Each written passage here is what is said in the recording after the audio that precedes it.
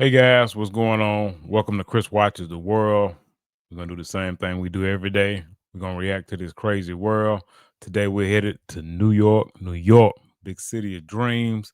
We're gonna see what shenanigans that we can get into. All right, let's go ahead and start.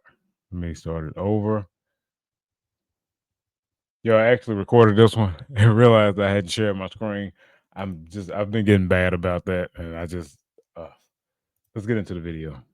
Right now, it's an unthinkable crime in Coney Island. A 95-year-old woman now being charged with murder for the fatal beating of her elderly roommate. So disturbing. Fox 5's Sharon Crowley is live in Coney Island with more on the investigation. Sharon?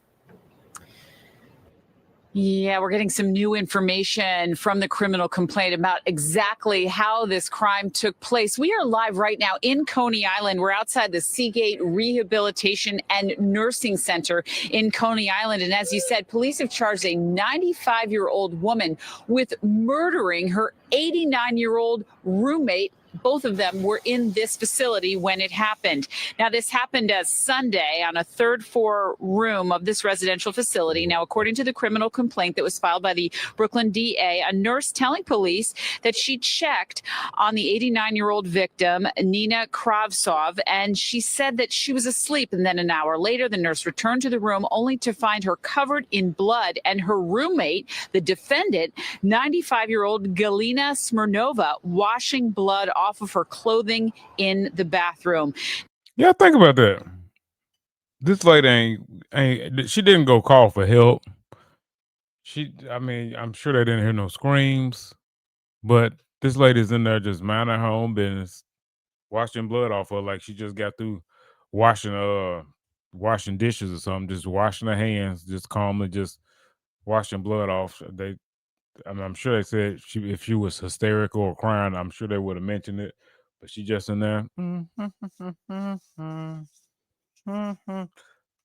Some ain't right. And they say about like when it comes to old people were young people, and you don't know what kind of person they were because we all just assume, oh, she was such a nice old lady. That's such a nice old man.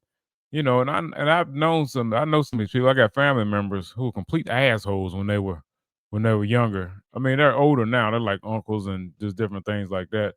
I ain't talking about, specifically none of my uncles guys, but I've just been around some of y'all friends or whatever, just in case y'all happen to ever see this video. But and these guys are just complete assholes when they were younger, but now they've calmed down or changed or don't have the same energy they had to be an asshole now. So, but you got to keep that in mind when you're dealing with people like that, especially with somebody just washing blood off calmly.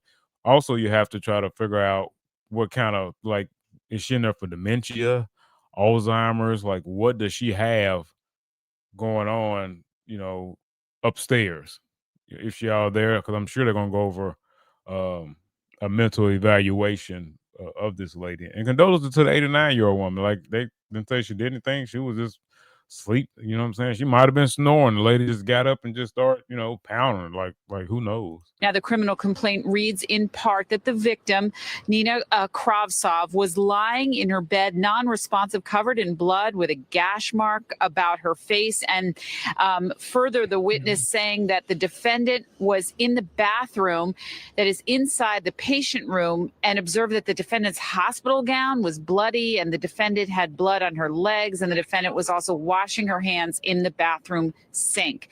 I spoke with families who have relatives in this care facility a short time ago. You can imagine they were shocked. I was terrified.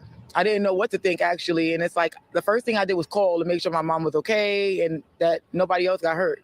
And then I came to visit her today. I heard about accident. That's it. That somebody killed somebody. What did you think? It's terrible. Terrible. When I came to see my wife at 2 o'clock in the afternoon, 2:30, she explained to me, like what happened. I said to she, yeah, I see everything in the. I think he said he was going to see his wife. That'd be hard, man. I wouldn't. I wonder what they got going on for him to them be separated from his wife. Again, like I say, I don't know the situation. A lot of times when people have dementia, and let's just say it's just those two, and they have no kids, it'll probably be hard for him to kind of take care of them. So we'll keep that in mind. And court documents showing that investigators may be looking at the pedals of the wheelchair as a possible murder weapon. They were covered in blood, according to the criminal complaint. And one of those pedals was seen. It was thrown out the third floor window and later found and confiscated by police. So wait a minute. That kind of changes things now, guys. So this woman had the wherewithal to throw the murder weapon out the window. I'm not saying that was used allegedly. They said that, it was thrown out the window. So like, I done beat the brakes. Let me get it a murder weapon the best I can. Let me throw it out the window. Nobody'll find it. Kind of changes things. Like, so now we know, yeah, you knew what you was doing. You might act like you just didn't know, or you coming to. Because like I say, these people were young once. And if she's all there, then she knows right from wrong. She should be prosecuted, of course. But this lady has possibly 5 years left. 5 years at the most. She lives to be longer, it's a blessing, but she doesn't have long. But she should face charges, especially if she's competent and knows what's going on. Because nobody deserves to pass away like that, especially if you make your whole life to be 89, then you get stuck somewhere with a roommate and they beat you to death in your sleep for probably no more than you were snoring too loud or something like that. the defendant in this case has been moved to Bellevue and will be back in court later this month. For now, I'm Sharon Crowley in Coney. All right, that's it. Let's check out some of these comments. I always look at the top comments, guys. The ones with the most likes. Those are the ones I normally tend to read. Roommates don't work in your 20s, and it definitely doesn't work in your older years. Amen. When I was in rehab recovering from an amputation, they put me in a room with a dementia patient. In the middle of the night, he got up and started hitting me, screaming for me to get out of his house. The nurses restrained him and moved him to another room. It was the third roommate he assaulted. The facility never apologized. And see, that's what I'm saying. And they keep putting, that's the third one. Just put him in a room by himself. Just isolate him. And some people, unfortunately, might need 24-hour like surveillance. Like you might just need to really be close by the door. Okay, my 90-year-old granddad was beaten to death by a patient in the next bed in 1983. Different place. Staff knew the murderer had a history of violence. He was found unfit for trial because he had alcohol-induced dementia. I have absolutely no idea what that is. If y'all know, please let me know down in the comments. I will definitely be Googling that once I get off of here. I'm heartbroken that yet another family has to live with this pain. It never goes away.